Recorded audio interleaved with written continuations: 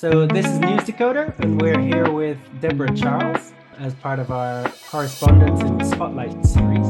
Deborah, I'd love to just ask you, could you start by telling us a little bit about yourself and about your career? Sure. Thanks for having me here. It's nice to talk to you guys. I started with Reuters back in 1989 when I lived in Argentina doing my master's, and I got an internship, sort of a internship with Reuters for about a year, and then stayed on after I finished my master's for another year. Realized I wanted to continue, but I wasn't gonna, go anywhere from being just an intern in Argentina. So I moved to New York, got hired with Reuters there, um, and then was in New York, and then I went to Toronto for a year, Montreal for a couple of years, covering all of Eastern Canada, which was really interesting stuff at the time. Separatist movement was gaining ground in Quebec at the time. I then moved to Thailand. Was there for 3 years covering kind of Southeast Asia, and then I went to Madrid, where I was based for 2 years, and I did a lot of work in Kosovo. Was the fighting in Kosovo and the NATO bombing and stuff were going on at the time. After that, I went to the White House, covered the White House for a couple of years. And then after 9/11, got moved to become kind of a security justice correspondent for a few years, morphed over to sort of political reporting. And so in the end, I ended up working for about 24 years for Reuters. After Reuters, I left journalism for a little bit and worked at the State Department and the World Bank, and then ended up being the managing editor of a news organization called DevEx, which covers global development, international development issues. So, and now I'm back doing a little bit of consulting with the World Bank. So that's me in a nutshell. It's quite the mix. And were you always a journalist? Did you start out as a journalist? Yeah, I started out as a journalist. I sort of lucked out meeting a couple journalists when I was doing my master's, and they said, you should, look into journalism. And I didn't know what I was doing, had no training at all, but the people in the Buenos Aires bureau were very helpful. And yeah, so I was a journalist the whole time. And where did the fascination or the interest with writing start? I worked with a guy who was writing a book the year before I went to Argentina, and he was a journalist who was writing a book on Manuel Noriega. So he kind of he taught me how you transcribe interviews, and I sort of just sitting with him, I learned about interviewing, and just talking to him, I realized, this is really interesting. I love the idea of hearing people's stories and then being able to write about them. And I've always loved to write. So I kind of thought, well, hey, if I can actually get paid to ask people questions and to write stories about people, like, it sounds great. So that's sort of how I fell into it. I didn't really plan to, I never studied it. But I'm really glad I did it, because it was a fantastic career. And it sounds like it took you across the world, literally. Yeah, What are exactly. what are some of the highlights there that stand out to you then? I think one of them was when I lived in Thailand. I was a sort of one of the journalists who regularly went over into Burma, Myanmar, which we now call Myanmar. Um, and it was in the late 90s, which is an interesting time. It was when Aung San Suu Kyi was first released from house arrest. And there was a lot of military action going on in the country as well. So I sort of was allowed to stay for 10 days, left the country, spent a lot of time getting a new visa, and then would go back. So I sort of did a lot of cycles. That was really exciting. Covering a war, I had never really covered a war. So going to Kosovo and covering the fighting was really interesting. It made me realize that I always thought, oh, I want to be a war correspondent. But once I did it, I realized I couldn't tell the difference between what was being shot. I didn't know if it was, artillery fire, whatever. So I've found my little niche of sort of reporting about the people. The guy I was with, who was this very well-known, Kurt Schork, was an amazing war correspondent. He sort of taught me to go, he would tell me where, okay, these people had been pushed out of their village. So I would go talk to them and learn their story and write about it. And then he would, sort of do the front line stuff, and I would do the people angle, which I really learned and appreciate it a lot because I realize the value of that sort of thing. Then I guess, covering the White House, it always sounds so great. It's a lot of moving around in a big group, but it was real. I mean, obviously, it's an honor to have interviewed several presidents, and I got to travel with several first ladies while I was at the White House and later. And I actually really liked that because it's a much smaller group.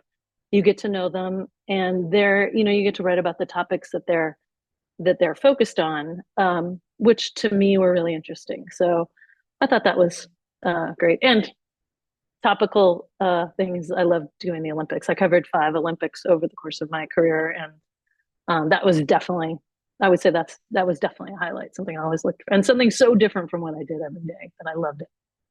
It genuinely sounds so exciting. Um, and were there parts of your career that you didn't enjoy, parts of the job that you really didn't like? Yeah, I can picture standing uh, in a group going like, "This is why I hate being a journalist." When you have to ask questions of people who've just been through some tragedy, and if there's a fire or some big event, and all the media are scrummed around, trying to get, like, how do you feel, or what this things that you sort of feel, why are we invading their space? So that sort of always bother. I didn't really, because I wasn't a local reporter, I didn't have to do that often. But when I did have to do it, I felt pretty uncomfortable. I just didn't like, I don't know why. It felt much more like I was invading their space than when I did other types of reporting. So I think I would never have made a very good local reporter because I just didn't like to bother people to that level when they were going through something. And you spoke to us some years back, and you mentioned there the presidential elections. Obviously, there's elections coming up. How has the landscape changed since then? And what was it like covering the elections then? And what do you think it would be like now? Yeah, it's so different now. I mean, first, when I was covering it, I mean, Twitter was sort of just coming online, so there wasn't as much social media was not, we had a 24/7 news coverage with cable channels and everything, but we didn't have um, as much. We had Twitter was gaining in popularity, so that leaves a whole different level of sort of response and reaction, and your editors calling you and trying to get something and shooting down crazy stories and being alert. Like it's a totally different type of reporting to be staring at a screen and keeping on top of whatever news is happening, because a lot of candidates now break news via social media, than being out. So we were more likely to be out on the campaign trail, and you're sitting there at a speech, and that's when they would break news, or you would know about it about that time. So totally different level of where you find the news in a campaign, if that makes sense.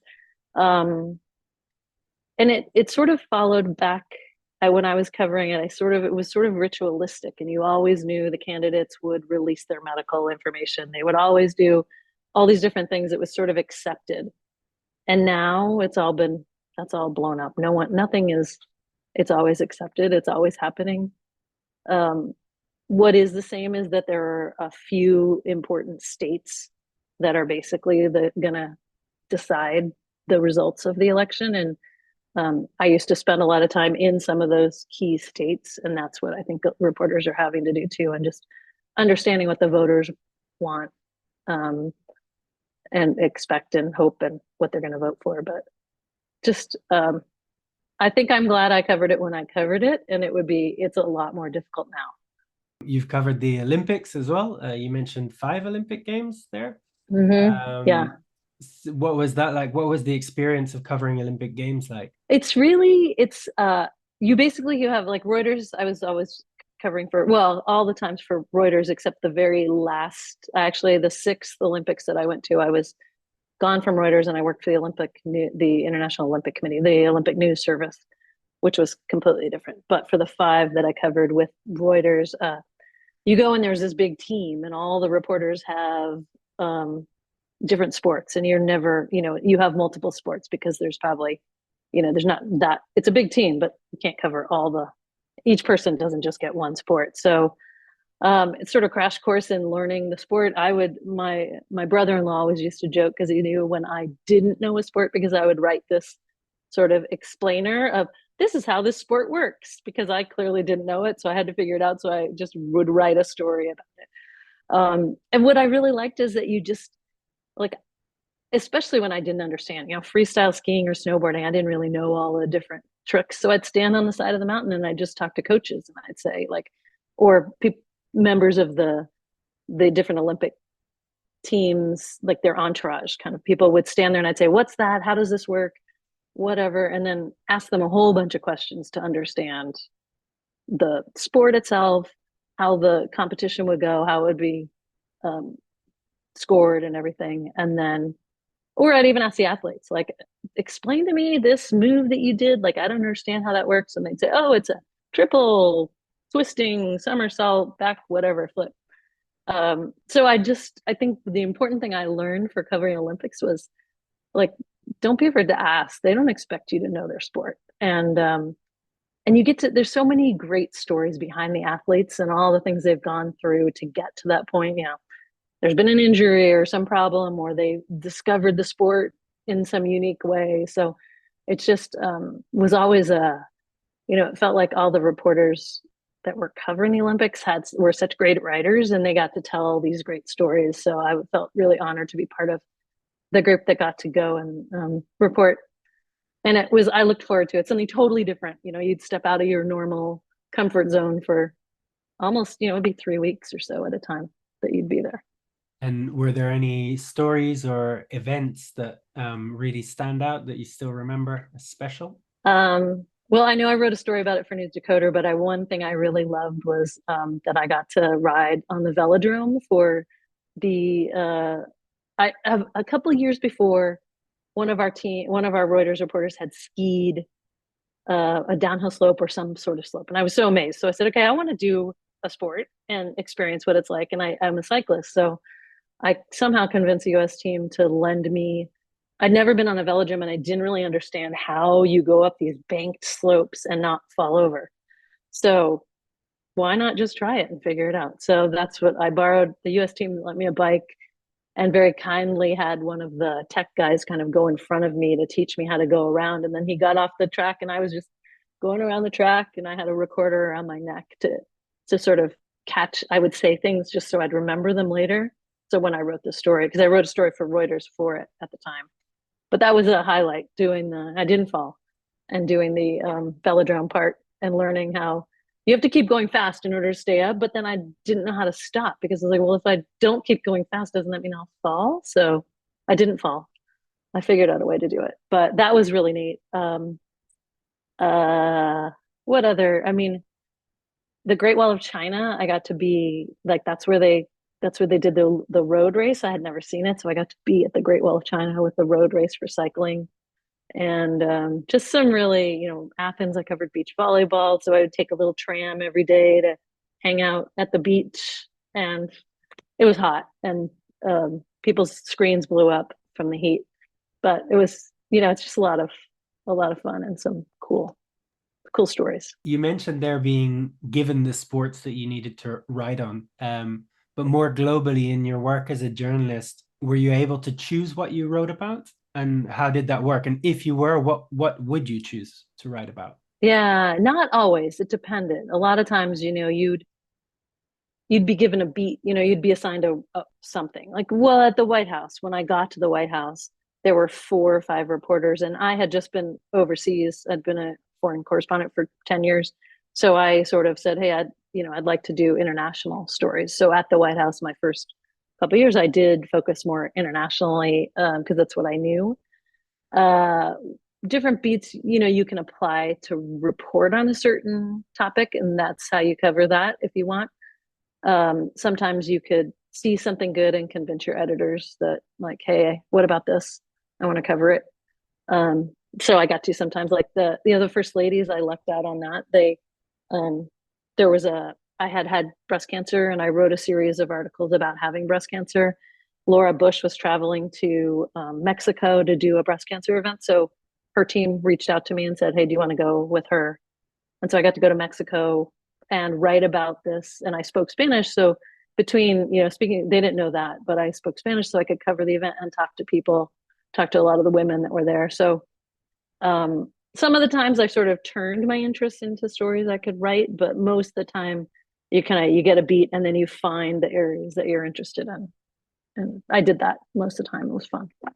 Across your career, what kind of things did you learn while writing and while researching your articles? I think the value of talking to people and talking to a lot of people. That was something that was, you kind of go in with a set idea maybe of what you're going to write, but then I learned how important it was to talk to I had the problem, which I know other reporters do sometimes, where you talk to too many people and then you have so much stuff you can't figure out how to get it all into the story. But I think that's a better problem to have than only like have an idea of what your story is and you talk to one or two people that will kind of confirm that and then you write the story. And I don't feel like that's a it's not a well-rounded story. So I think what I learned was the value of talking to as many people. And as I talked to someone, I would say, do you have any suggestions of other people I could talk to about this?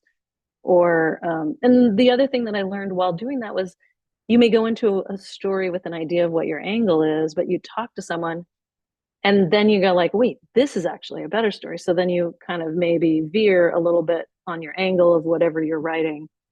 And then you have to either find new people to talk to or refocus your questions that you may have already done. But I really like doing that. And I think that part, I really valued the importance of just calling people up or meeting them or going out and interviewing people.